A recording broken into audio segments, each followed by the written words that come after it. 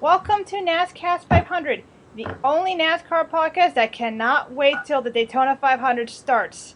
I'm Elizabeth Moxley and I'm joined by... Hello, Matthew.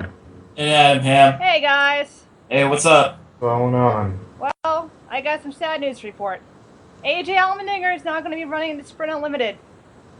AJ Allmendinger will not compete in next weekend's Sprint Unlimited because his team was unable to find sponsorship for the exhibition event.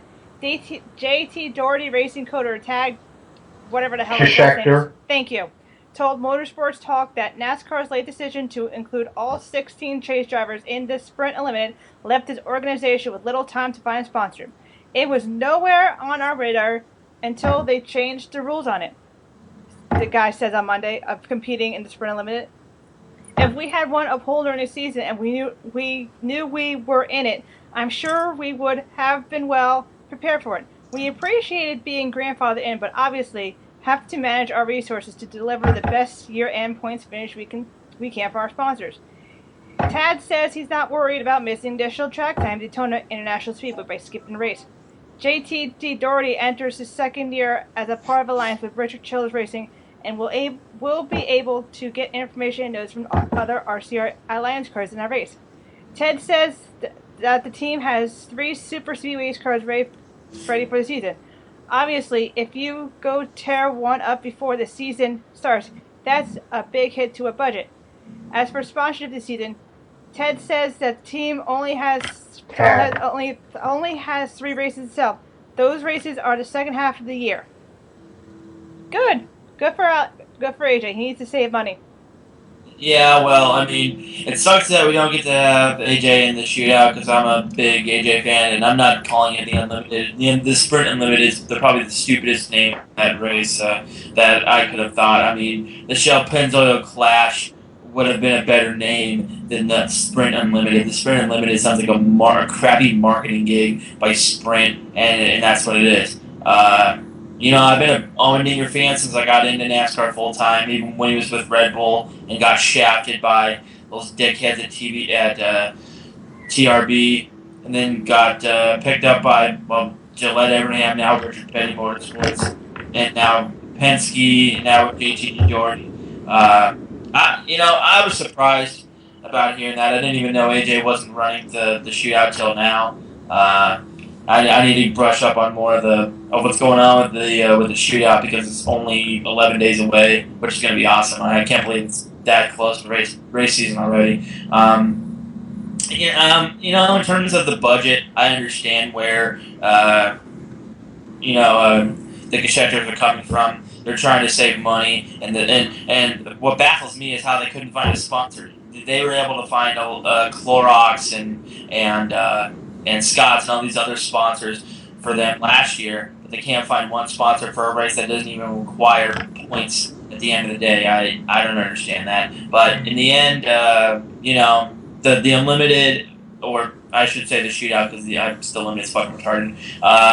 The shootout of AJ not making it should be the least of his worries. He's more focused on getting in the 500, which he's going to do, more than likely. And restricted play tracks, I don't know if they've really been to AJ's forte. He's had a few wrecks at them, flipping at Talladega a couple years back, 2010 in the 43. That was kind of a hard hit. I think AJ could be possibly an underdog situation to probably win the 500. But, I don't really expect much in the shootout.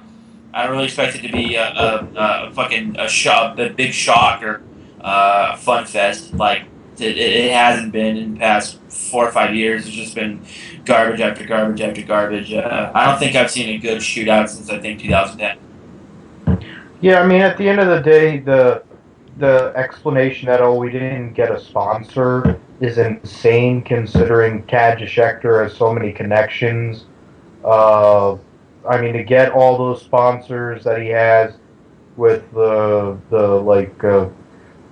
Pillsbury brands, or what they are now. I don't know who owns Hungry Jack, but, Clorox and all these brands that they basically sell at Target. The logic that logic doesn't fly. The logic that they weren't informed until a later time because of the stupid rules of the shootout.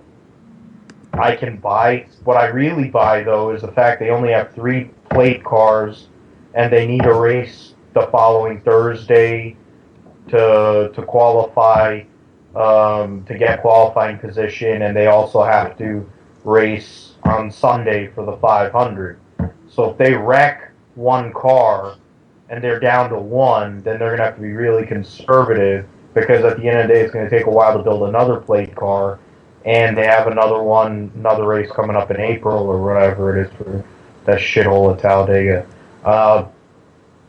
AJ not running the shootout, he isn't going to win. I posted, I don't know which one of these pages I posted it on, but I said, look, for a race that is basically you win or nothing, if you're not going to win the race and you're pretty sure you're not going to, then there's no point of running it. And it shows how bad the race has become and how stupid the format is when drivers who are actually capable and can do something in the race and could and earn their spot in there don't even want to race in it. It stinks to the high heavens, but it shows what's wrong with the sport in general. And they're just saving their piece for the big race. And as Adam said, I agree, because all those RCR connected cars ran well last year at all the plate races, so they are a dark horse pick to win if he can get a good draft to win the Daytona 500.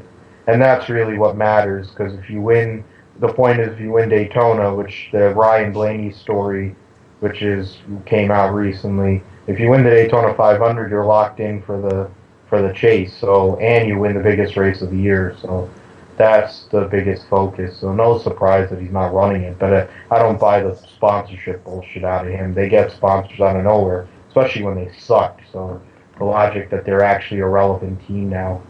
And even sadder news, he loses a spotter. Josh Williams is going to the number 21 team, and he found this out on Twitter. Poor guy. Oh well, I mean, there's spotters. There's plenty of spotters out there. I'll go and I'll sign right now, and I'll fly down to Florida right now. I can go and spot for AJ. Adam, one of us can go and spot for AJ. It'll probably pay better than what we're doing right now. It'll be better travel, and it'll be more fun. And the fact that it'll be for AJ Allmendinger means that there's going to be so many hijinks and possible drug use that it'll be absolutely hilarious. So that's really, I would sign for that job. Twitter shit, I mean, Bill Davis went and mailed Scott Wimmer via postal mail, first class mail, that he fired him. I mean, so the logic, Twitter is how that's akin to doing that, so it's all good. All right, Smoky Mountain Chew Incorporated will be sponsoring Ron Horaday's drive for the 57th annual Daytona 500, and Pat Trayson will be his crew chief. Thoughts? Well, this isn't the first time that Smoky Mountain's teamed up with Hornaday. They were his sponsor, I think, 2011, 2012. I forget which year, though, but, I saw the car today on J-Ski, and I thought, it's a good-looking car, but it's not really Hornaday-esque in terms of what kind of car/truck he would drive. And, I don't really expect Hornaday to make the field. I really don't. I mean, I have mad respect for the guy. He's a great NASCAR driver. He's an ambassador for the sport. Four truck titles, all these wins. He's definitely the Jeff Gordon of the Truck Series. But in terms of Cup, he sucks ass to a straw. And I'm not trying to put the guy down or anything, but his Cup efforts are really nothing to brag about. So I don't know really how this Cup thing is going to really benefit him. I know he's not going to run full time, but still, at the end, it's more than likely he's going to be one of the drivers that's going home. Yeah, he's got 4 truck championships to his title, but that doesn't really count when you're trying to make the 500. I will say he might have an outside shot at making it, and could probably pull a Dave Blaney when Dave Blaney was the driver of the 36. Actually, no, my bad. It was Scott Riggs. When Scott Riggs drove the 36, for Tommy Baldwin first time that they made a Cup race and they magically got in the field in the 500 at one of the duels. So maybe Hornaday can have some miracle shine on him there, but I don't really see him making it. And if he does, good for him. I like Hornaday. I'm not trying to put anything down against him, but in retrospect, the idea of him running a Cup race for the first time, I think, in 13, 14 years, it's going to be a little harder driving a new Chevy SS than it was driving a 2001 Pontiac Grand Prix. So I don't know. We'll see. The Smoky Mountain car, though, looks good. Kind of reminds me of his old truck schemes from a while ago. But I don't really see Hornaday making the field. He just doesn't. He just hasn't had much Cup experience for a long time, and he's been merely focused on trucks. And then a long time ago, the Busch now Xfinity series. So we'll just see how it goes when they head to Daytona. Oh, you said that car looks good? It looks good to me. I mean, I've seen worse looking cars. I wouldn't touch that with a 10-foot pole. Ugh. Yeah, for all we know, he could win the pole and be an outside shot out of nowhere. But I've seen worse looking cars than Hornaday's. I've seen the diarrhea green car, Kyle Busch's new car. That's pretty shitty compared to Hornaday's. So yeah, I mean, there's a lot more worse pace schemes out there, and Hornaday's, it's not that good. It's not that bad. It's kind of in the middle. Like, I like it, but I wouldn't so much. I wouldn't buy a die cast of the car or buy a shirt because I wouldn't like that on me. No thanks. But at the end of the day, we talked about it when it came up, the announcement that he's going to run for this team. Curtis Key's group has run, underfunded efforts over time.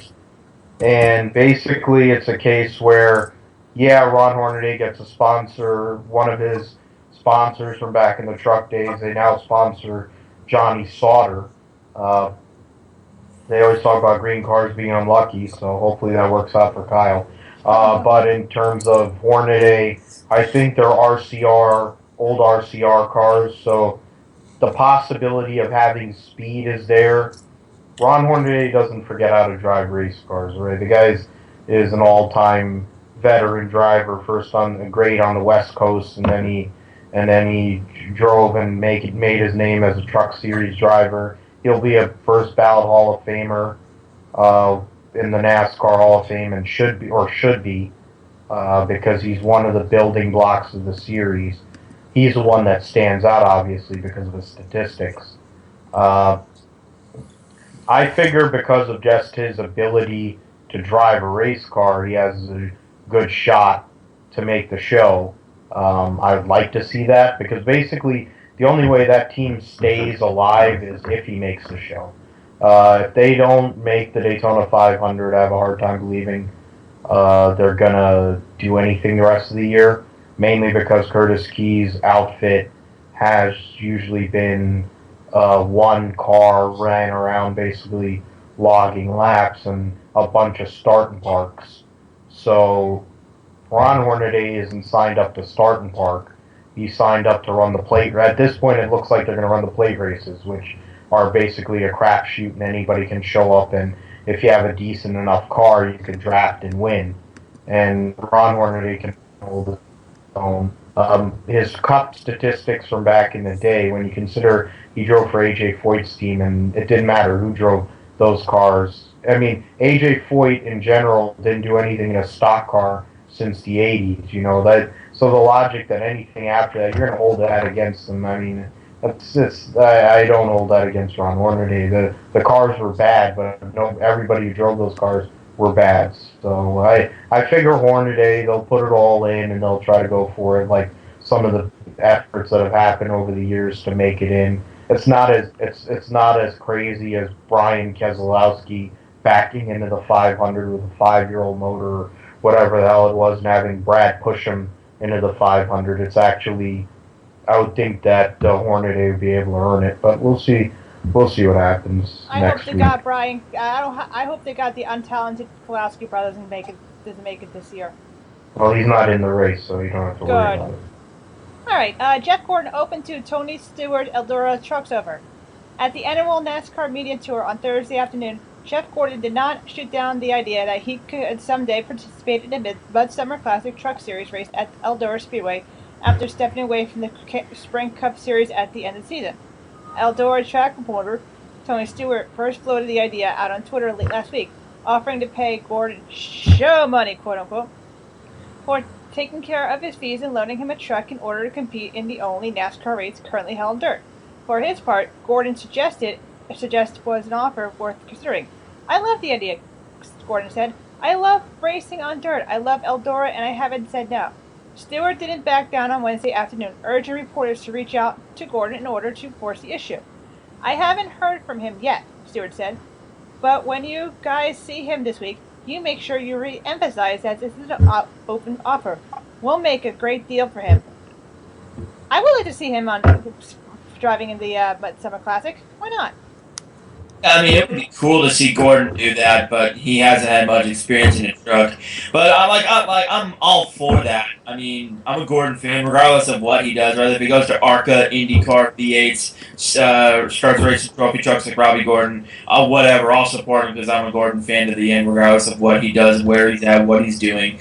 And this is the first I've heard about this whole driving in the Midsummer Classic, and. You know, Gordon's, once he retires from Cup, it's not like he's leaving NASCAR forever. He's just leaving the Cup side of it and no longer driving a full-time car. I mean, there could be a time in a year or two that he's going to be back in a part-time basis, like Bobby Labonte or all these other guys who are running in these part-time schedules, and then end it at that. Maybe end it like Mark Martin, come back full-time again later on, and then go back to part-time, then retire part-time, or just leave it where it is now. You know, I also wouldn't mind seeing him back in an Xfinity car. I remember the last time he was even in a Busch car was in 2000. The last time he was in a Busch race, he won, which was at Homestead, last race of the year. So, regardless of if he does or doesn't, it would just be cool to see him in a truck. And I wonder if he takes that opportunity, if he's in the 24, if he just decides to drive someone else's truck or whatever. But either way, good on Gordon if he's making this decision, and if not, then that's just the way it is, you know? Yeah, I mean, with this announcement, I mean, it's Tony being the promoter and knowing that Jeff is he came from dirt racing, driving sprints and midgets back in the day, so he knows it's a perfect opportunity, and he's been on fire recently with buying the couple sprint car series in Ohio and merging them, and Eldora is probably the best dirt track, and one of the best tracks in general in this whole entire country. So the logic that and Jeff Gordon, the last time he ran a Prelude, I think he finished second, driving a late model, the first time he'd ever driven a late model. So the logic that he jump into a truck, I don't know if I don't think he ever ran a truck race. If he did, it was like 95, but if he hasn't, it'd be a great way to see him do that. The other rumor that's come along in the last few days is that he would like to go sports car racing, which at the end of the day, I'm pretty sure Doug Feehan has an open line, and if Jeff Gordon says, I want to drive a GT Le Mans Corvette and I want to go and drive Le Mans, he's not going to turn it down. So, I mean, that's limited. That's less races, obviously. Instead of like 38 or 39 races, it's 12 or 13. You have teammates. And that would be something that would be really cool to see. One of the greatest stock car drivers, all-around drivers, go and run Le Mans. That would be a good one, and maybe drive a prototype as well. Maybe if it's Chevy, everything with Chevy, yeah, it has to be Chevy. If they're going to power one of those new common prototypes in a couple of years, then he could drive one of those and try to run for overall wins. But I figure there's more to this, and I figure if Tony doesn't have to do a lot to really convince him. If he's going to be he's not going to pull a Mark Martin going back and forth. He's more going to do pick and choose what he wants to do. So I figure running a truck isn't going to be very. If he's given an opportunity to do so like that in a really good piece, I think he'll do it. Okay. Terry the Bunny, Mark Martin, Bobby Isaac, Raymond Parks, and Smokey Unick. Hope I got that right. They are the top early ballot for 2016 NASCAR Hall of Fame. I think. Wait 1 second. I think Terry and Mark will definitely go on. The rest will probably wait till like 2017, 2018. Well, I've always wondered when Mark Martin would be inducted into the Hall of Fame because, let's face it, Mark Martin is one of the greatest drivers of all time, even if he didn't win a championship, and he deserved the 2009 championship. We all know that. We could spend hours arguing to these Kool-Aid drinkers that Mark Martin deserved the title and Jimmy Johnson could go stick a hole up his ass because he didn't deserve it, but that's beside the point. Mark's been around the sport, and a lot of people just think of him driving for Jack Roush or driving for Rick Hendrick or driving for Michael Warren, Waltrip, or whoever. But he's been around NASCAR. He's not just been for one owner his whole career like Jeff Gordon. He's explored different career ventures. He's raced full-time, he's raced part-time, he's raced a Ford, he's raced a Chevy, he's raced a Pontiac, he's raced a Buick, he's raced a Toyota. Mark Martin has been all over the place, and there's no denying that he's been all around, and he's made NASCAR better. A lot of the reasons why I like NASCAR is because of Mark Martin. Mark Martin was one of my favorite drivers before he retired, quote unquote. We don't know if he's officially retired, but I think he is. He's definitely deserving of a Hall of Fame induction. I figured it would take at least 2017, 2018 for them to even be considered. But, he's done a lot of things in his career. He's got 40 wins, 4 misses at a championship.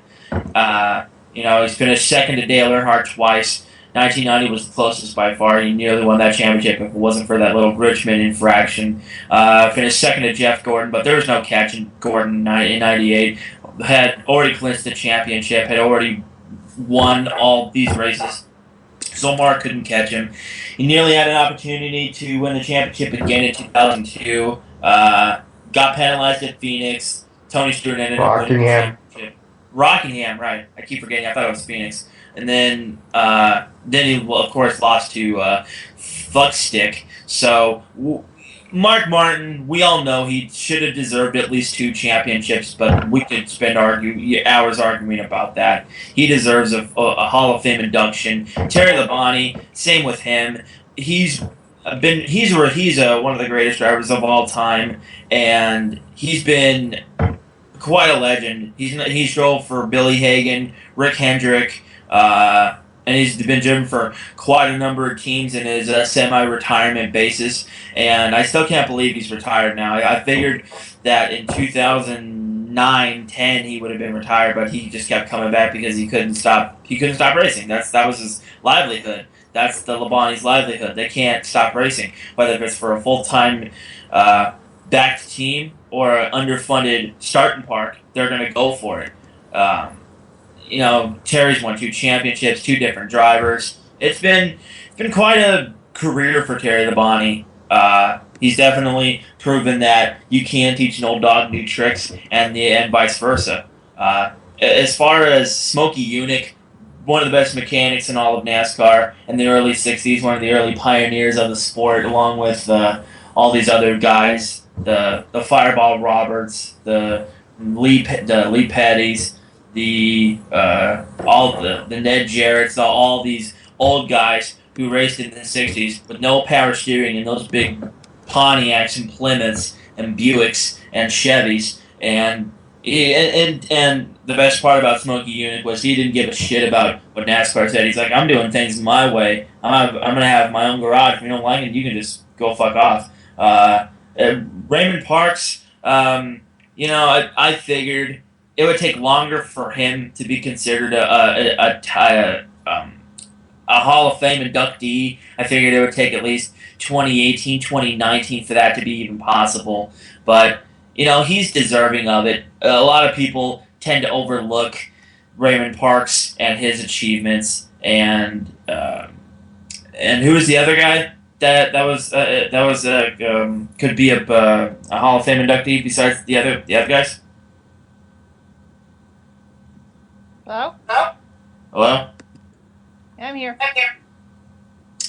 So who was the other guy that was supposed to be inducted besides the three I just mentioned? There's Terry. What the? Okay, there's Bobby Isaac, Raymond Parks, and Smokey Unick.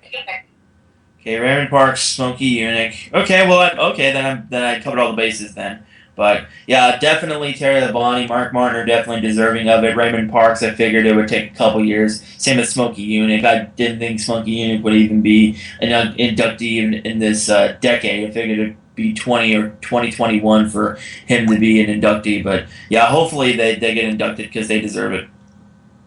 Okay, I'm keeping the eye on the NASCAR media page. I got it loaded up.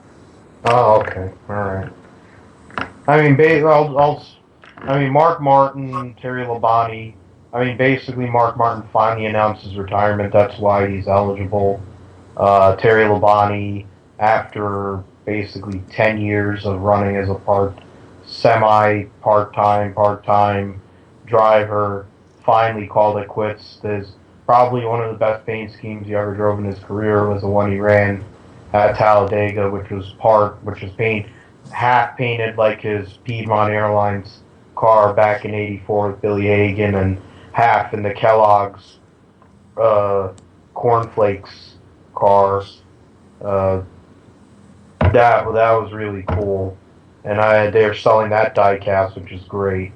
Hopefully that'll sell because he's the Iceman. I always remember him passing the longevity record by Richard Petty, most races in a row, and he's a great representative of the sport. He won 2 championships. Bobby wins 1. Bobby's now taking over for Terry at Fastlane Racing, along with Mike Bliss. It sounds like. Yeah. I think that was announced today. It's Bobby Isaac, Raymond Parks, and Smokey Unick. Bobby Isaac. Those are the top 5.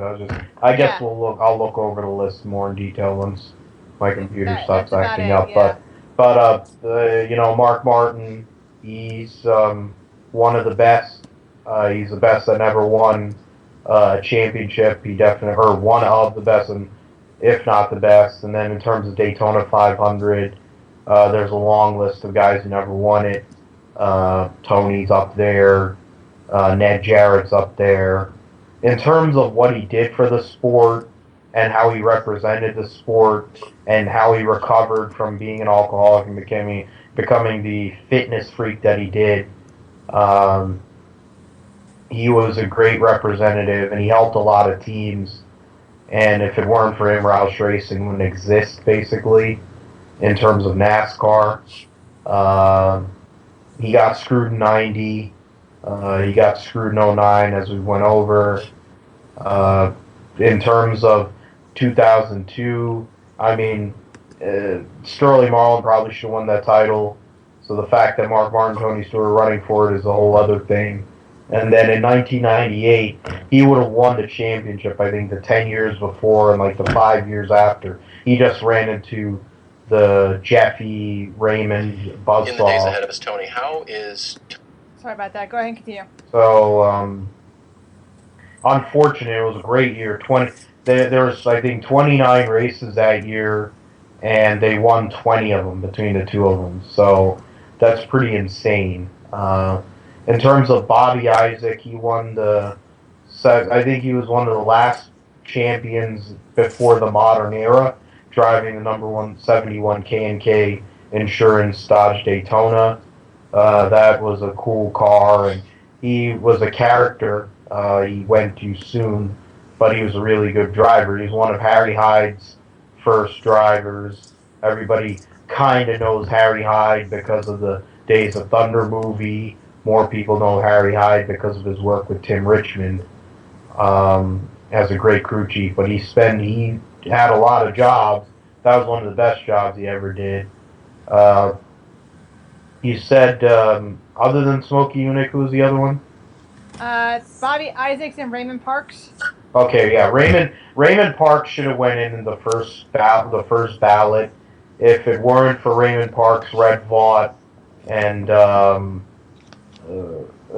Lloyd Say or whatever, the sport wouldn't exist. Bill France Sr. took it out from Red Vaught's hands and took credit for it. Raymond Parks had to run 5, 10, however many cars to make shows happen. He was on his deathbed basically, and he could have put him in, but instead the selfishness of the family that runs the sport cost him that opportunity. He passed away. He should have been in the Hall of Fame a long time ago. He is a founding father, a pioneer for the sport. The first champion of Cup Series ran for him, Red Byron. So it's long overdue.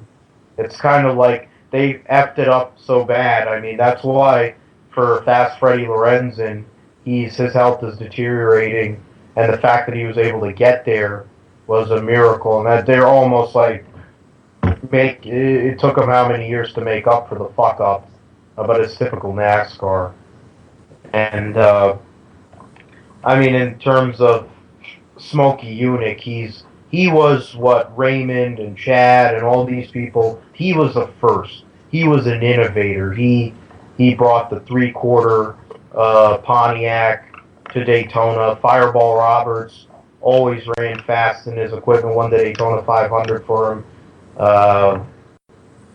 Smokey Yunick is one of the coolest people that's ever lived, let alone a great, pioneer and mechanic and innovator in the sport. Like, it was like Smokey Yunick and like Evil Knievel. It's those kind of characters. Like, you go back to his 60s, you just want to be around them and hear from them and the stories they're able to tell. And I mean, he also had a lot of respect for Tony, so I'm biased in that regard, because he's one of the only. He said that Tony was one of the only guys that could harken back to the old days. And so, I mean, Smokey Yunick, another guy that's been left off the ballot for years, which is total bullshit. He would deserve his place in the Hall of Fame, and it's almost like making up for all the screw-ups that they've done over recent years. Now, if you had a chance, who would you recall from the Hall of Fame? I'd say Darrell Waltrip. Yeah, get that fuck nut out of there. Yeah, Darrell's done a lot of things for the sport. Yeah, he's a 3-time champion, won Daytona, blah, blah, blah. But at the end of the day, he's a fuck tool. He doesn't know what the hell he's doing. He's the only person in that Hall of Fame that makes it look like a joke. I mean, he's everyone else that's in there that's been nominated and have been inducted. Rusty Wallace, Richard Petty, Bobby Allison, Cale Yarborough, blah, blah, blah, blah, blah. They deserved it. But Darrell Waltrip, I mean, the only reason that he's even a 3-time champion is because of Junior Johnson. If it wasn't for Junior Johnson, Darrell Waltrip would be his brother Michael, except the difference between them is that he would at least still have gotten maybe 40-plus wins or something like that. He wouldn't have gone to 83 like he would have if he didn't team up with Junior Johnson. That's all I can say about that. I mean, in terms of the fact that they inducted the Frances in instead of just making a separate wing of the Hall of Fame has always been a point of contention for me. I think it was not only selfish, it was total bullshit, because they screwed David Pearson out of being in the first Hall of Fame induction. Because you knew that the way they had it, you knew that because of the Earnhardt not being there, and you knew because both the Frances were dead, they were going to take 3 spots. And you knew Richard Petty was going to get the 4th. So it was almost a case of, oh, who's it going to be? And a lot of people said, oh, yeah, it's going to be Pearson. But in the end, it was Junior Johnson because of his pioneering, both as a driver, mechanic, and his all around career. And it was a great move. Junior Johnson's a great representative, and he's one of the last. He's a connection to the Raymond Parks and all those people who ran Shine and actually made it to the big leagues. They screwed David Pearson, so that's number one. The fact they made those two friends. Anytime they put a France in, it just pisses me off because it's bullshit. It's nepotism. Putting Krusty Wallace in as early as they didn't need to. They can make the guy wait. Darrell Waltrip cried like a little bitch for 2 years, and then he ran up there like a faggot and humped Brian France's leg when he got put into the Hall of Fame like a monkey's anus. I mean, he's a fucking tool anyway. I can't stand Darrell Waltrip. And I mean, look, he may have been a great race car driver. He's a douchebag. And he's an ass. He's just an asshole, and he's a horrible announcer. And that's another one. You could have made that moron wait. I understand this logic. You need to make it relevant to today, but most people don't even understand Rusty Wallace and what he did because he stopped being relevant once the year turned to 2000. You know, Darrell Waltrip hadn't been relevant since the late 80s, early 90s. You know, Dale Jarrett, okay. All right, I kind of get it. But Dale Jarrett stopped being relevant really in about 2002. So it's a reach. Bill Elliott, okay. We know Bill Elliott because the speed records still exist. We know him because he's one of the most popular drivers ever. He finally called it quits, so they put him in. That I bought. You know, yeah, he only won one championship, but he has better credentials than Dale Jarrett. Well, actually, his and Dale Jarrett's are about the same. So, I mean, if you're going to put in one, you have to put in the other. But Bill Elliott, I see. And then now because of his son, there's kind of a connection there. So I have no problem with that. I mean, the veteran people, all the guys, basically every driver that has 50 wins or more that is not active is in the Hall of Fame. So, but basically it's Darrell because he begged. Rusty because, I mean, he's an annoying piece of shit. And the France is getting in and screwing other people who really deserve to go in on that first ballot and whatever. Those are the ones that I would say should have been removed for people that really did something for the sport. If Go Fucker gets the nomination, I'm gonna burn the Hall of Fame down. Well, you're gonna burn the Hall of Fame down because he's not only is he or what, Goat Fucker? You mean Michael? Yes. Oh, I thought you were talking about Jimmy. No. But yeah, the only way he'll get nominated for the Hall of Fame is if he prances around and blows every France family member. So I doubt that'll actually happen. Okay, I'm going to play you a video of Tony talk think about the big picture. He had an interview on NASCAR America. So come on.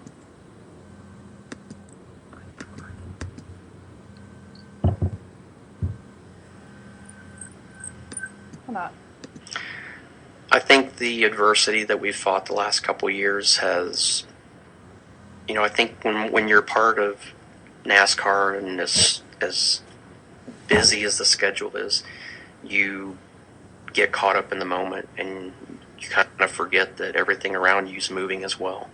And I think we've had a couple cases in the last 2 years where everything had to come to a screeching halt, and gives you time to think about the big picture and things outside of NASCAR and how it all works in sync together. And I think the off season has given us enough time to think about how we want to run this year, how we want to focus on it, and how to divide our time. Because you can think about it too much, and you can think about it not enough.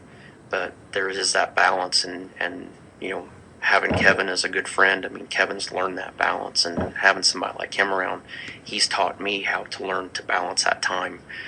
But, I think it's just been a good example of, you got to stop and think about other things occasionally. And some of those things were aspects of my life that I had not paid enough attention to in the past.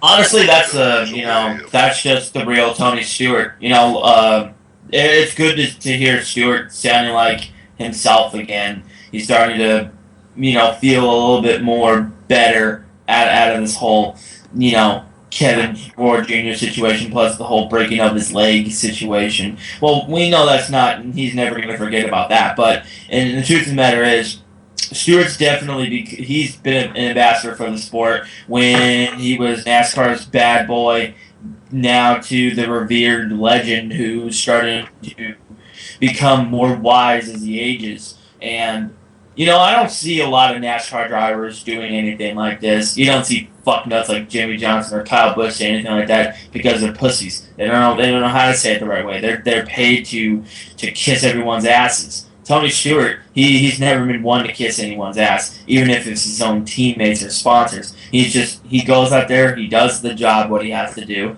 and he does it with pride.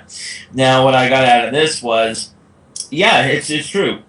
There's more to NASCAR than just racing. It's about friends and fans and family and shit. And Tony really hit the nail on the head. And this is, he started, like I said, he's becoming the driver that gets more wiser with age. And, a lot of people still don't like Stewart. I get that. A lot of people can not like a driver. That's perfectly fine. But, they don't understand how, sincere Tony is in that statement. I haven't heard Tony speak like that in quite a long time. I can't even remember the last time it happened, but, it's good that Tony is the one that's touching on this subject, because I really wouldn't figure Nat Kenseth or Brad would touch on something like that, because, yeah, they're good drivers, and yeah, they're one of my favorites, but they can't really hit you in the heart with the real truth. Tony Stewart, he's been through a lot. I mean, he broke his leg, he had that little incident with Kevin Ward Jr., and his life that he knew it beforehand when he won the 3 championships, the 48 wins up to that point, that Tony Stewart, that's not, we haven't seen that Tony Stewart since Dover 2013, since he won there. And I honestly think that now he's starting to come back into his own personality. And I think, and honestly, that was just one of the coolest things that Tony said, and that gave me more respect for him than I already had before. For me, I mean, I'm obviously biased, but for Smoke to be in a good place is not only good for him, it's good for his close friends, family. He's finally, I think, at peace with what has occurred. The unfortunate incident that took place last year, the fact that he sacrificed himself for a fellow driver the year before. He's finally at peace with himself, and I mean, of all people to take an example from is Harvick, but the fact is Harvick's happier than he's ever been, and it's mainly because of that kid and because Tony gave him the opportunity of a lifetime to win a championship with a great crew chief, and he did. I think Tony is where he needs to be, which is bad for everybody else, because if he's actually in a good state of mind and he's at ease, it's dangerous. It's really dangerous for everybody. I'm meaning to watch that video. I didn't get to, so I'm glad we were able to hear a little bit of it. He's been relaxed and going and working the Chili Bowl. All he did at the Chili Bowl was work as a track prep worker. I mean, what one of these freaking goody two-shoe motherfuckers are going to go and scrape dirt and go and take a bulldozer and work dirt for 3, 4, 5 days and just not care? Like, who else is going to do that? Who's going to promote a sprint car race for 3 or 4 days, knowing that there's no money involved? Who goes and buys a freaking sprint car series because he knows there's a problem and he knows he can fix it? If he's the best. At the end of the day, there's two things to be said about Smoke in this case. One is he's the closest thing to Earnhardt that has been since Earnhardt.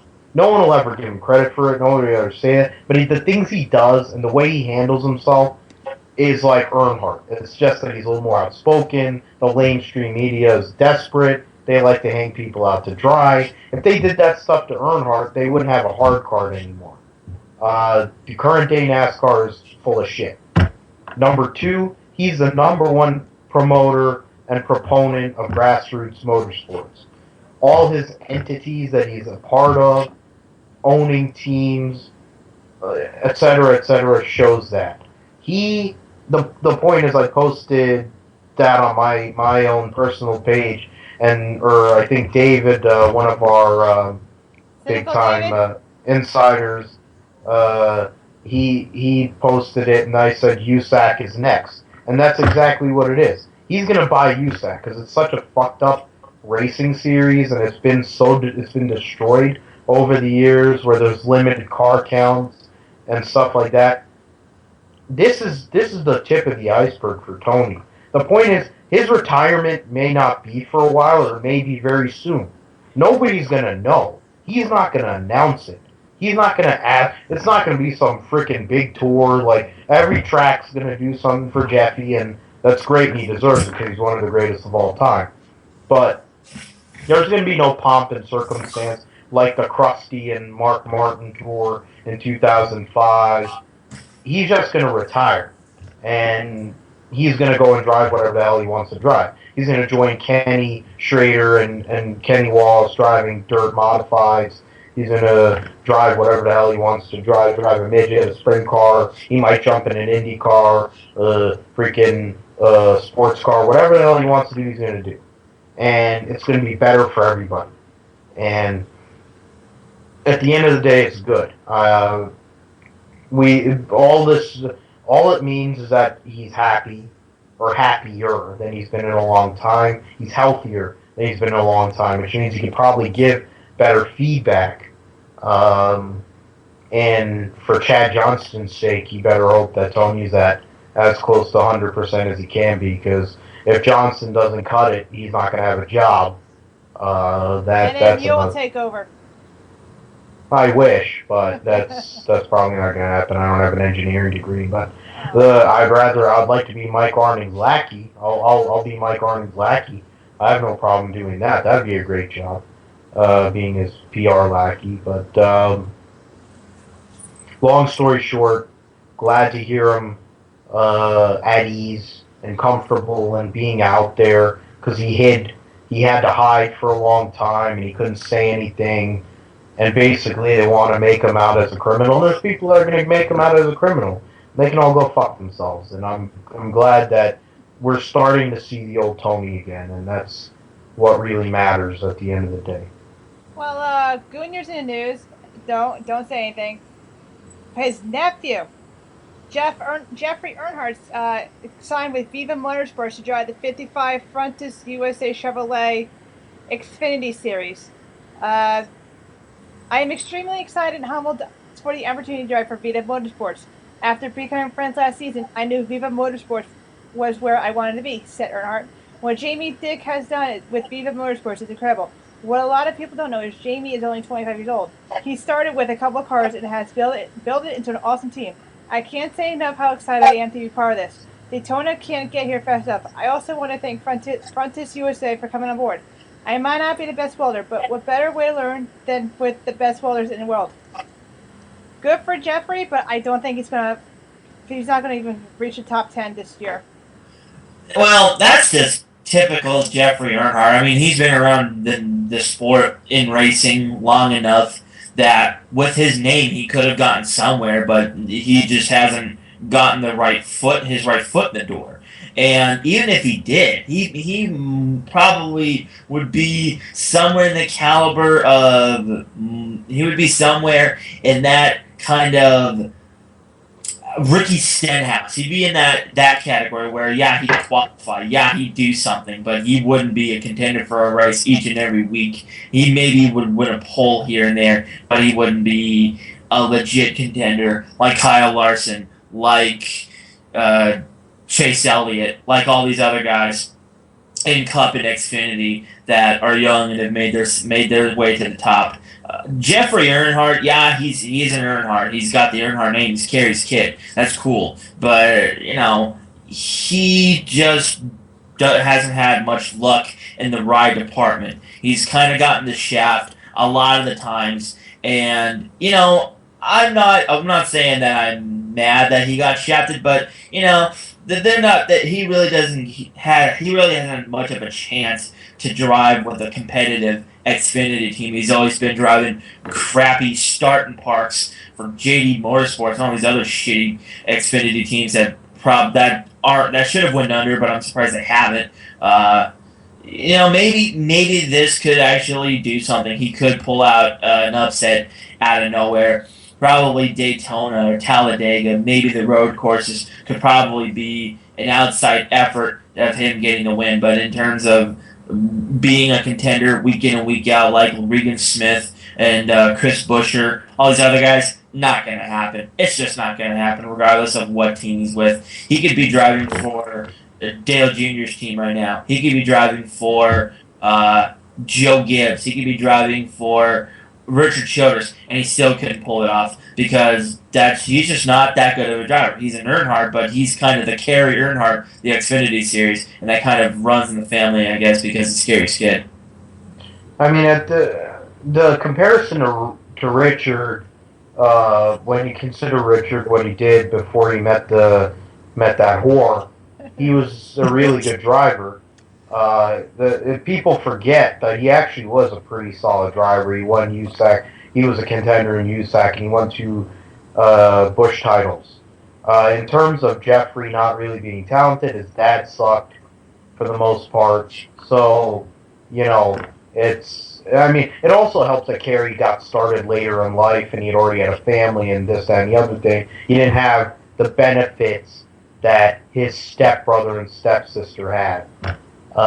Jeffrey has never really been able to get traction with sponsorship. He went with Rick Ware. That went down in the toilet. He was driving Continental Tire Series in a Ford Mustang, and he was driving in a Ford Mustang in the Grand Am, and they suck. Like, he hasn't ever, like Adam said, he hasn't ever really been in big rides. I mean, Landon Castle got the big stuff at JD Motorsports last year, and they got good runs out of him. They finished top 10 in points, and he's actually a contender. The one time that Jeffrey actually ran a good car was for Uncle Dale, and he actually was in the top 10 for part of the night at Richmond, but he finished in the top 15. That's what he is. So that means he's slightly better than his dad. And then his little brother, Bobby Dale, has no traction whatsoever. So the fact that he has more traction than his little brother, who might be better than him. Long story short, Dale or Jeffrey going and driving for Jamie Dick. That's the one they always like to say, like Marty Reed always like to say Jamie Dick. I just keep on emphasizing it for that bitch that I work with that says I have an immature sense of humor. Go fuck yourself. Anyways, Jamie Dick, he goes and runs his team, and he's hired Jeffrey. He'll probably finish about the same as where Jamie was finishing, which was top 25, which is what they're trying to do. They're building this organization. He brings a sponsor. As Adam said, road courses, plate races. There'll be occasions where he makes a splash, but really he's just out there to fill the field and learn. But he's better than his dad. I mean, that's really what it's all about. He's never going to be in a cup car, so it doesn't really matter. Okay. Patrick Carpenter, a NASCAR fan who was injured at the 2013 Coca-Cola 600 when a guy rope far at overhead TV camera snapped and fell on his into the stands, has sued CMS and Fox Sports. The Charlotte Observer reports that Carpenter, who sat in turn 4 of the race, filed suit last week in Randolph County, North Carolina, and seeking more than $10,000 in damages. He alleges that he suffered permanent impairment to his right arm because of the incident, and both CMS and Fox Sports were negligent. Thank you. In inspecting the overhead camera rig. Neither the track nor Fox chose to comment on the suit. The rope also fell on the racing surface and caused significant damage to several cars as they ran over it, including those of Busch, Martin, and Ambrose. The incident forced the race in a delay of almost half an hour, and 10 fans were treated for injuries. While Fox's own investigation into the incident was ongoing, NASCAR suspended the use of aerial camera systems for all its media partners in July 2013. I don't know. Yeah. I'm with the whole fan suing thing, that's to be expected with what happened. I mean, hey, if some bullshit like that happened to me, I probably would ask for more than $10,000. I'd probably be like, hey, I want $100,000 for my fucking losses to cut me a fucking break. But Fox is, I guess, trying to blanket it, like they're trying to make it seem like, that happened. I totally forgot about that. Like they're just trying to sweep it under the rug as if people would forget. I didn't forget. As a matter of fact, I think it was funny because I watched the footage of the cable breaking and it landed on Kyle's car. Unfortunately, he didn't fuck up his car, but he blew up about 100 or so laps later, which was the best part of that night, besides Johnson spinning like a fucking retard. But case in point, this isn't the first time a fan has sued NASCAR or a certain track or a certain team for their negligent bullshit. I forget who sued who, but I think it was in '87 after the Bobby Allison wreck at Talladega. One of the fans that lost her eye because of what happened sued Talladega and got a shit ton of money off of it, as well as the people who sued for the same thing 22 years later when Roid Rage slapped the guardrail and fucked up a bunch of people's eyes and ears and heads and whatever. So it's understandable. I mean, I would probably do the same thing, and like I said, I'd probably ask for more. $10,000 for impairment of someone's right arm. That seems a little low to me. I would offer more, like $50,000, $100,000, something like that. But in any event, good on the fan for speaking up and saying, hey, I don't like what the fuck happened, and you guys aren't doing shit to help. And I would do the same thing. So good on the fan. I would definitely sue NASCAR just for any time Fucktard wins. Yeah, I would be a fucking millionaire if that happened. Yeah, but it can't. I mean, I would have sued NASCAR too and put NASCAR in that suit because they're part of the negligence. That's the first thing is what took them so long. That's number one. Number two, $10,000 really. Investigation. That's why it took a couple 2 years for my dad to file a suit against insurance company for his car accident.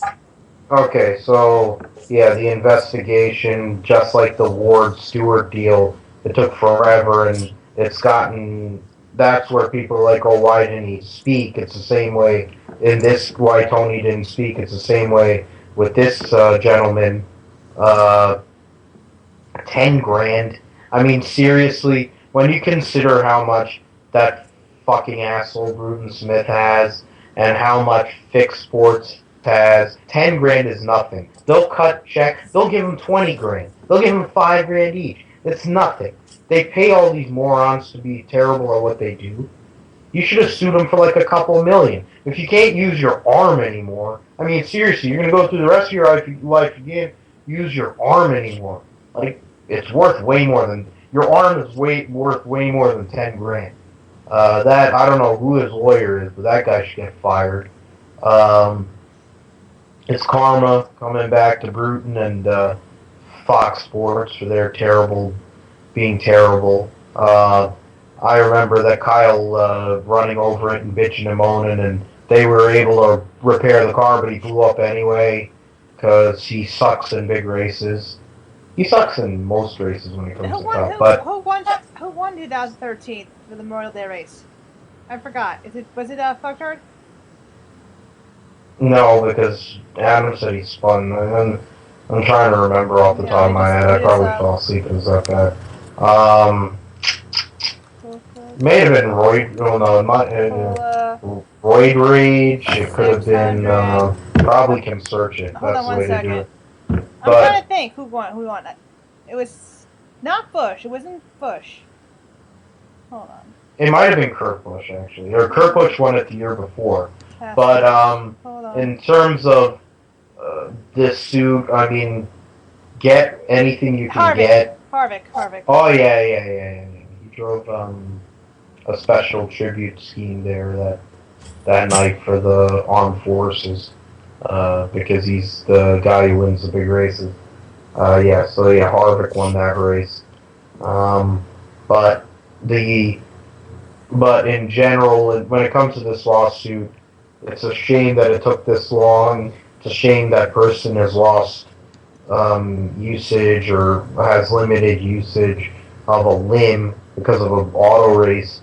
They put it on the tickets where it's like you take responsibility, but at the end of the day, it's bullshit because when somebody suffers a serious injury and it's because of negligence either by a track or TV network or driving, like when Roid Rage went and cut across Brad's front nose and his actual nose at Talladega in 2009, and the wreck at Daytona where Young Money's engine ended up in the freaking grandstands.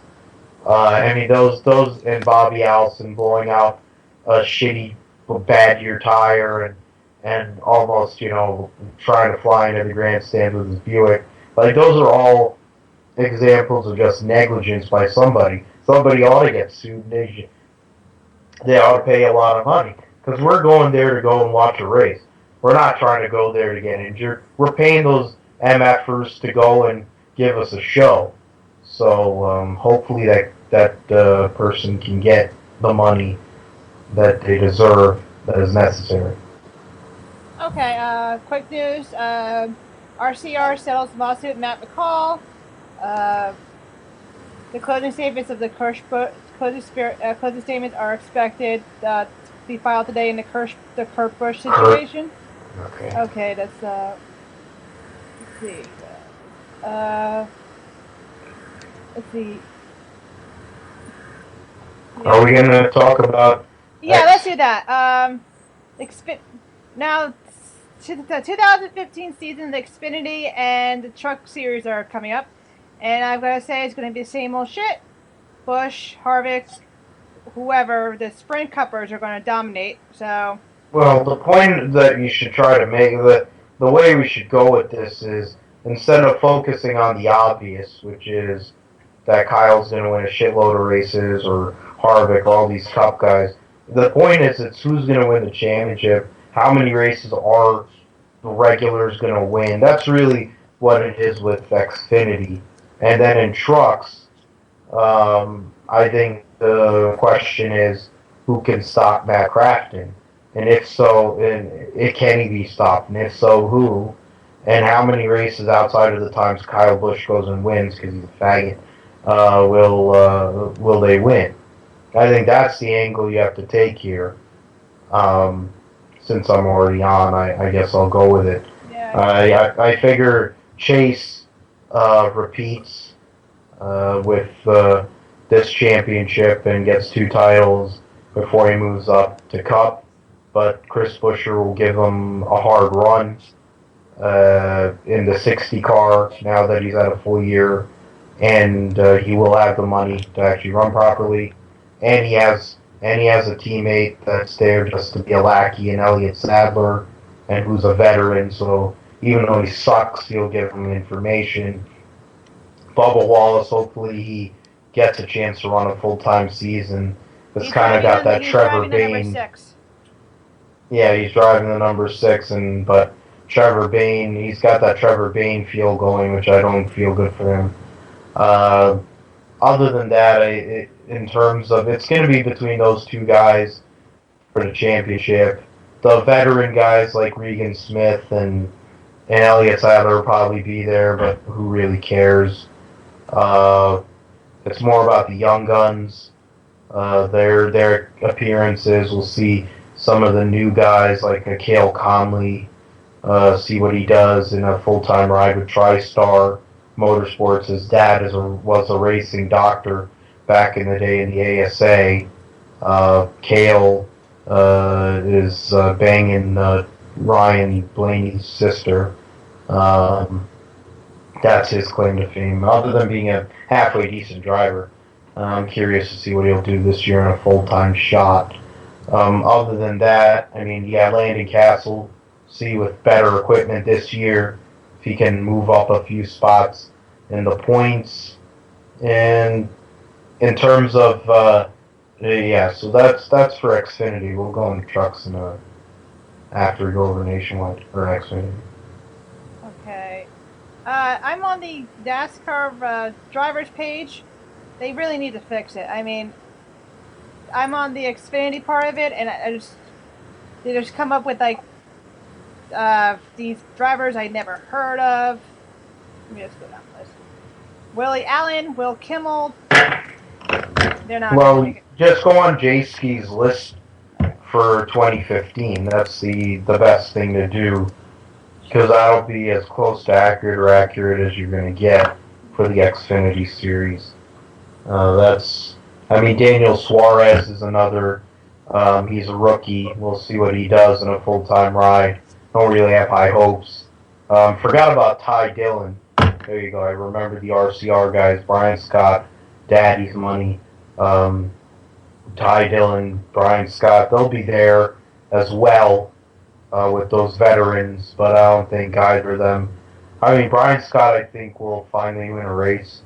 I'll go out on a limb and say that. But they're changing crew chiefs, which makes no sense. But Ron Rex Townley is going to be part of this Xfinity this year? yeah, he's running a full season Xfinity. God. He's driving at least part-time Xfinity part-time trucks. I don't. It's some weird schedule that involves him wrecking a lot of good equipment. That's really. Oh, Jesus Christ! Whoever designed his car should be fired.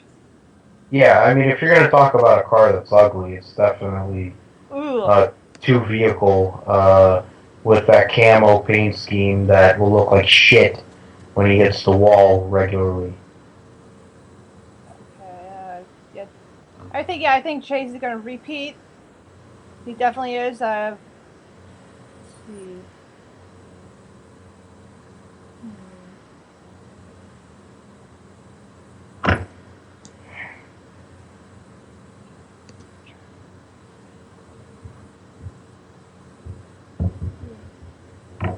Yeah. Johanna Long's going. Johanna Long's going to be part of the Xfinity, but she doesn't have a sponsor, so. Yeah, she's going to be back part-time this year, splitting time in both Xfinity and trucks from like Afferano's team. If people remember from last year, he drove a pink truck and ran in the back mostly, so he's immediately improving the driver talent, and he's probably a better wrench than he is a driver, so hopefully for Johanna's sake she can run out there and do something. I mean, she's a really good driver, and she's sexy too, so I personally like her a lot, but we'll see what happens. Alright, Ross Chastain's going to be driving number 4. That's a surprise. Not really, because he brings his family sponsor with the Florida Watermelon, whatever the hell they call it. That's what he ran when he ran for Brad. That's what he's ran for every other team he's ran. So he's bringing the family money to go and drive that second car for JD Motorsports, but it'll be a little more competitive, I guess, this year than it was last year with Jeffrey.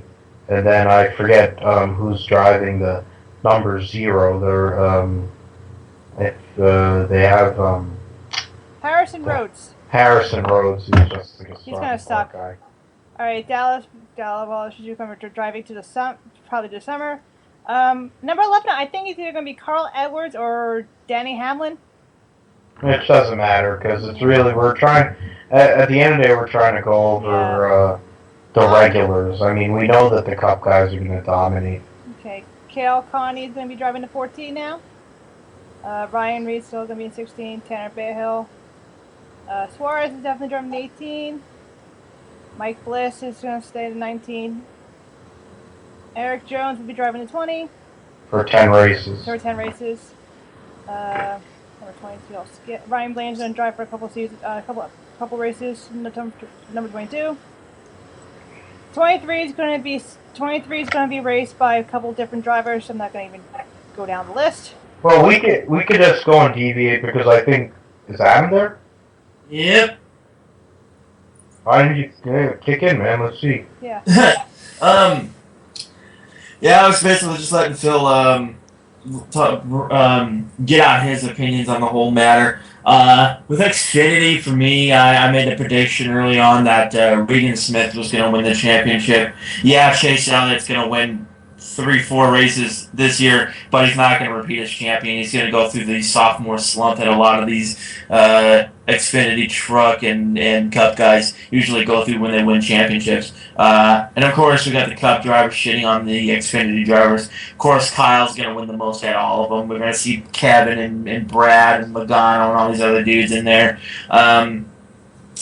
Proud of Johanna Long getting back into NASCAR. She's like one of the few good female NASCAR drivers, and that's gotten the shit end of the stick, while someone else, whom we all know, got something else of another end of another stick, several of them I might add, to get into NASCAR. In her face, in her mouth, in her fucking wherever, you know.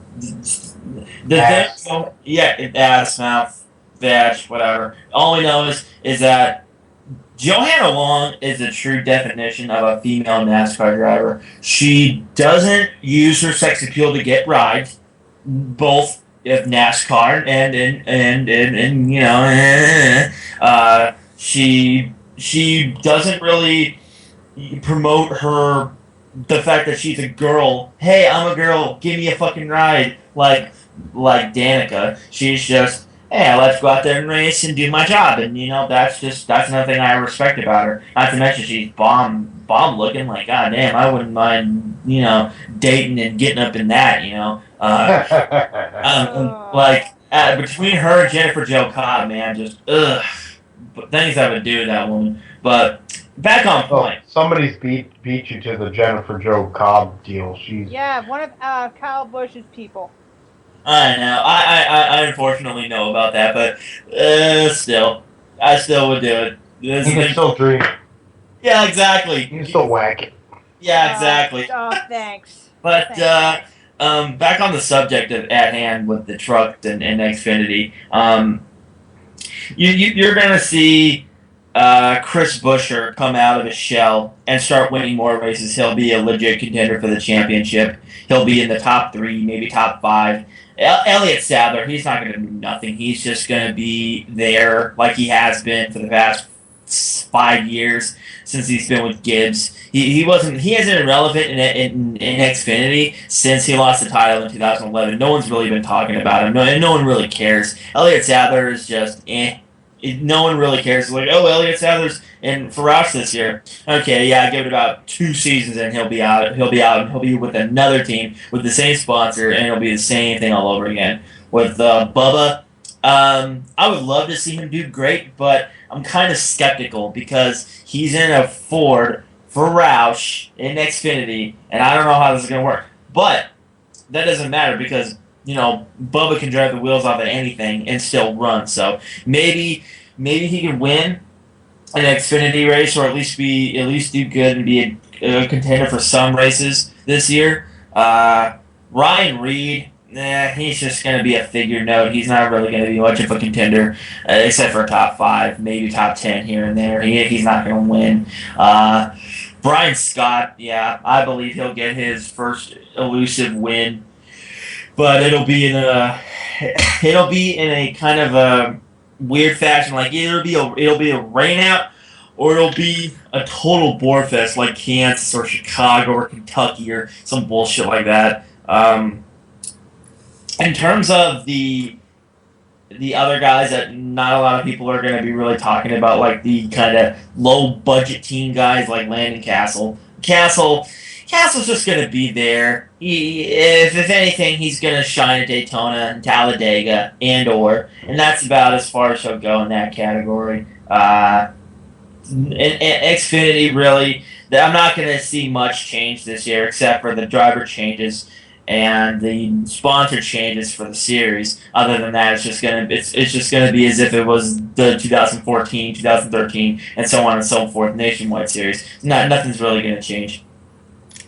I'm just hoping Milk and Donuts don't participate this year because there's no. Oh, she will. She will. There's no denying that. She'll find a way to make herself to get a cup, an Xfinity ride. Because there's no denying that. There's no plans announced for RAB racing. Yeah, they don't have any money. That might help. But if she brings money, then obviously they're going to be back. So, I mean, I'll start with the trucks. I posted it on NBS, and I've been on this deal. I figure Crafton does his usual consistency and wins races, but he's finally met his match. Eric Jones is going to beat him for the truck title this year, and I don't think it's really going to be close. The fact that Kyle wins at the regularity that he does, and then you have this kid who's got a ton of talent. They fucked Bubba over with mechanicals and all these bad strategy and whatever. This kid, I posted that on NBS earlier. He's Kyle without the douchiness. He has all the talent, and he looks the part. And basically, he's the future of Joe Gibbs. Bubba Wallace and him should have been the future of Joe Gibbs Racing, but Joe Gibbs decided to hitch his wagon with Daniel Suarez instead, which isn't going to work out. But Eric Jones is going to end up being in one of those cars probably when Matt Kenseth calls it quits. He'll probably take over that 20 car. Eric Jones is winning the title this year. The usual suspects will be there. Wait a minute, am I reading this right? Kyle Busch has 3 cars in the Camping World? Yeah, he has 3 trucks running this year. He's running Justin Boston, who is from Maryland. He ran ARCA for the last couple of years. He's bringing his sponsors Loop to the trucks to run, I think, the 54. And he's a good, solid driver. He's a good guy. I've spoken to him. He's a good guy. Good, solid driver. He'll be learning this year. And the 51 will be split between Kyle and Daniel Suarez and Matt Tift, the Ken Schrader, drove for Ken Schrader this past season in ARCA. So he's an up-and-comer. Hopefully he doesn't get the shaft like Brian Eichler and some of the other guys that have driven for Kyle. But Eric Jones hit it big, so I guess that's going for him. Who's Akinori Ogata? I never heard of him. He's some Jap guy that ran at Phoenix last year. He was mad slow. He's just there. If he runs at all this year, he's just going to be in the way like Jap drivers usually are in NASCAR and American motorsports. So he's not really a factor. I don't know if Hillman's running a team this year, so or not Hillman or whoever that was, Eddie Sharp or whoever the hell was running that team last year, because Mason Mingus took his money over to Billy Boat's team. But it's going to be Eric Jones when Kyle is and Brad and Logano and whoever. Blaney, who I think that's the thing that I'm going to just go off topic, is Eric Jones is going to win the championship. He'll beat the 2 Thor Sport guys. There's going to be no resistance from a Ford team because they don't have the Reddick isn't that great. Chevy wise, I'm trying to think who's out there in a Chevy offhand that's really going to bring any resistance, and the answer is nobody. It'll be a Toyota benefit, so if you hate Toyotas, then you probably won't be watching the Truck Series.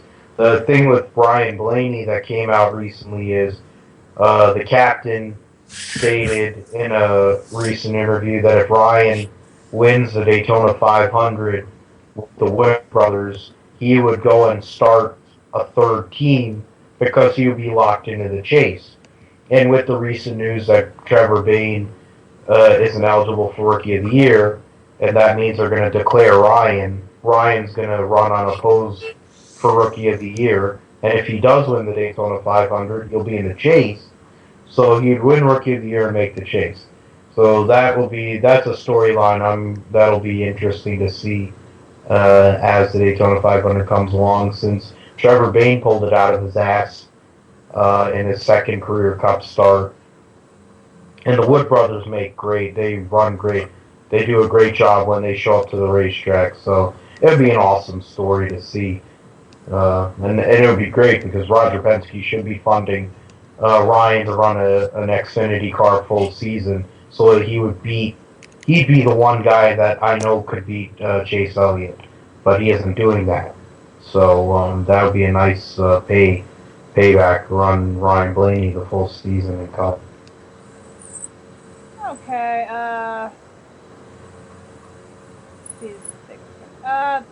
I guess that's about it. You guys have any other news, or you guys want to talk about some other things, or?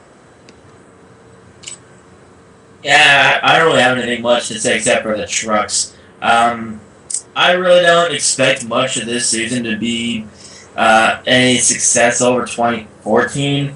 I mean, I predicted this in one of my statuses. If anybody's going to beat Matt Crafton, it's going to be a tie between Johnny Sauter or Timothy Peters. Because, let's face it, yeah, the Matt Crafton train was good for a while, but I think it's starting to lose its traction. I think this year is going to be the year where he loses his luster and he starts to falter, and then someone else wins the championship. I really expect Eric Jones to kick ass this year. I think he's going to be a great asset to trucks full time. I say he gets 3 to 4 wins at his credit. Justin Boston in the 54, wasn't really expecting that. I mean, if you're going to pull a guy from ARCA and bring him over to NASCAR, he's going to kind of have a little bit of a tough transition with it. I mean, Justin Allgaier won the championship in 08 in ARCA, managed to get to Nationwide the next year, and he turned out pretty good, but he got shafted by Penske to Phoenix, but in the end, he's made a decent career out of it, so maybe Justin Boston can do the same. Kyle, we all know, between the Cup guys that are running trucks, Kyle's going to win the most of it, probably 6-something races, some bullshit like that. He'll definitely win in that category. Yeah, lately, it just seems like the trucks seem a lot more boring not just because of Kyle, well, mostly because of Kyle, but just because NASCAR's not really putting much emphasis in the trucks anymore, except for Eldora. That's the only one race on the circuit that actually seems great to watch, and actually, hey, let's fucking watch Eldora, yeah. But the rest of it, nah, it's not worth watchable. But I do believe that this year is definitely going to be somewhat of an improvement over last year, but in essence, there's still going to be a lot of boring races because of that fucktard named Cryle. Alright, you wanted me to play that, Richard video? Richard! Not really, but... Okay, I won't do that. I won't torture you with that. Although that was a stupid video, by the way. I'm pretty sure it is, because anything that involves him these days is stupid. Yeah, I actually kind of watched it. It was just bad. Alright. Sorry. It's alright. Don't worry about it. I'm not going to torture you. Oh. Alright. That's about it. We are proud members of the Geeks of the Industry Network. There are 9 shows, including ours. There's the flagship show, Geeks of the Industry. There is Chatastrophe, if you want to shoot the crap. There are 3 wrestling shows, Mega Powers Radio, Wrestling with Smut, and Pro Wrestling Nation. If you like video games, there's Kirkledge International. If you like music, there's Sleep Notes. And if you like movies, there's Geeks on Film. We have a Facebook group, facebook.com/groups/NASCAST500. If you want to join the Geeks of the Industry group page, is facebook.com/groups/GFDI. We have a Twitter page at NASCAST500. Follow me at Elizabeth Moxley. I'm definitely not safe for work. Geeksheavyindustry.spreadshirt.com. That's our shirts. Please buy one. Guys? I'm on Facebook, www.facebook.com/AdamWilsonRider. I'm also on Twitter at The Desert Bandit. I don't go on there much, but when I do, it's usually to check if I got any new followers that weren't fake spam profile bullshit. I'm also on YouTube, www.youtube.com/SunnyBurnett1988, and that's about it. I'm on Facebook, facebook.com/Philip G. Mathew. On Twitter, at Philip G. Mathew. I usually post interesting, or do my best to post or retweet interesting stuff on there, and it's linked to my Facebook. So if you like racing in general, or you just like a crazy brown guy ranting, you'll definitely like those two things. I have my personal blog, Unfiltered, on WordPress, that after I write this story for Ro Cowan on Red Dirt Clay for the indoor midget race that took place, three-quarter midget race that took place in Atlantic City last weekend, hopefully that'll get some traction, and I'm trying to get the writing going again because I'm starting to get really fed up with the way things are going, so keep an eye out for that, and yeah, that's about all for now. Alright, with that being said, for Phil and Adam, I'm Elizabeth. Have a nice day. Al, do you want to click on this one? I don't need no stinking click. 2, 3, 4. Some say money is bad for the soul, bad for the rock, bad for the roll, bad for the heart, bad for the brain, bad for damn near everything. Oh yeah!